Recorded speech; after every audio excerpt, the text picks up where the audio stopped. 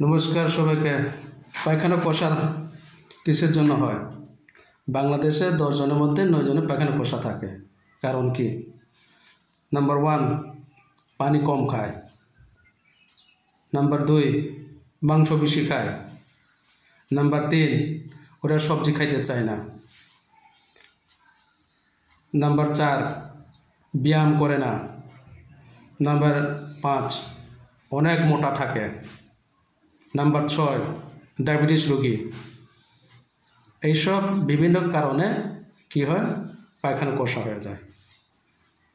আর বয়স্ক হলে তো কথা নাই, 24 ঘন্টা ওরা পান খাইতে থাকে, তাহলে সুপারি হজম হয় না, যা ভিতরে যায় ওটা শক্ত বাইর হয়, পায়খানা আরও কষা হয়। মাংস খাওয়ার পরে আমরা কি করি না? ব্যায়াম করি না,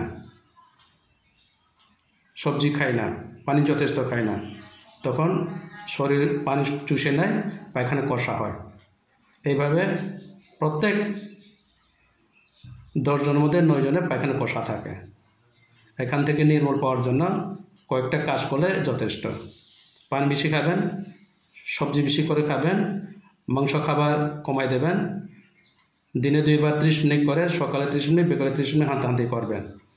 আর বেশিক্ষণ বসে থাকবে না, প্রতি 45 মিনিট বসার পরে উঠে 5 মিনিট ব্যায়াম করবেন।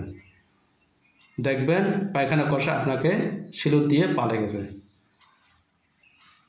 আমাদের জীবন স্টাইল পরিবর্তন করলে আমাদের পায়খানা কষা থেকে মুক্তি পাবে। আশা করি বুঝতে পেরেছেন। ধন্যবাদ সবাইকে।